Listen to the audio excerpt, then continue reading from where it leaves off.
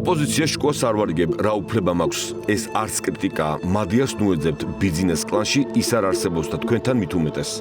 მოლდოველი ოლიგარქის პლახატნიკის დამარცხების მოდელის შანსი უკვე გაუშვით ხელიდან. ივანიშვილისგან გადაღლილი საზოგადოების დაკვეთა სულ სხვა იყო, მაგრამ თავარია პოლიტიკური იდენტობა არ დაკარგეთ. ახლა ამაზე აღარ გავაგრძელებ, რაც მოხდა. ხო და რას ვამბობდი, მადიართან თქვენ მსგავსებას ნუეძებთ. და ნურს იმას შეუშვით ხელს, თუ ვინმე გამოჩნდება არა თქვენი რიგებიდან. ან ვინმეში მესიას არ გულისხმობ. ვინმეს გამეორება არ გამოდიოდა, არ გამოდის და არ გამოვა. მადიარს ახალი არაფერი გამოუგონია, ხალხთან მივიდა, ხალხის ენაზე ილაპარაკა და ხალხის სათქმელი თქვა. იმ მედია შეზღუდვის პირობებშიც კი, რაც ორბანს ჰქონდა. ქალაქელმა ბიჭმა უბრალო მოქალაქის გასაჭირი გაიგო და რუსულ პროპაგანდას აბა ომი გინდათ მარტივი ამბავი დაუპირისპირა. კორუფცია და სიღარიბე არ გვინდა. ცვლილება და არა ჩანაცვლება.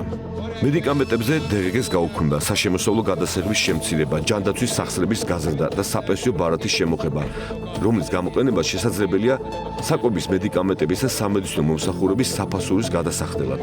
ეს მადიარის დაპირებების მცირე ნაწილი, რამაც დაბალი შემოსავლის მქონე ამორჩეველი ცვლილებების აუცილებლობაში დაარწმუნა. ვიცი ახლა ბევრი იტყვის ამას ოპოზიციაც აკეთებსო, მაგრამ როგორც ჩანს სათანადოდ ვერა. ისას დისციპლინა ჰქონდა ყველა მიმართულებით შეხვედრების დროს მედიასთან ურთიერთობისას. შესაძლოა ბევრი თქვენგანი არ დამეთანხმოს, მაგრამ მადიარის მთავარი მოკავშირე ორბანი იყო, მისი კორუფციით და კიდევ იმით, რომ მან ბოლომდე ლუკაშენკობა ვერ გაბედა. ჩამორჩენილი ღარიბი, მაგრამ მაინც ევროპული სახელმწიფოს ლიდერი იყო. შეზღუდები და კონტროლი იყო, მაგრამ მარტო ერთი მაგალითი რომ ავიღოთ, ლევან ხაბეიშვილს როგორც ექცეოდა ივანიშვილი ზონდერების ჩასაღებით, ქვების როლით, ოფისის დარბებით და ასე შემდეგ, ორბანი ასე არ მოქცევია.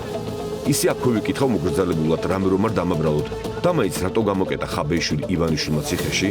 რამეს ისე ხომ არ აკეთებდა ხალხისთვის, რეგიონისთვის და არა გაპრანჭული თბილისისთვის უფრო მისაღები რომ იყო, მხოლოდ კითხვა დავსვი მეტი არაფერი. ვიცი სიტყვა გამიგრძელდა და ბევრი თქვენგანი ალბათ თulis რომ ვინმე შკوას ვარიგებ. არა, უბრალოდ მგონია რომ დისციპლინა ყველა საქმეში მთავარი, განსაკუთრებით პოლიტიკაში, განსაკუთრებით რუსული მმართველობის ოლიგარქიული სინდიკატის დამარცხებაში.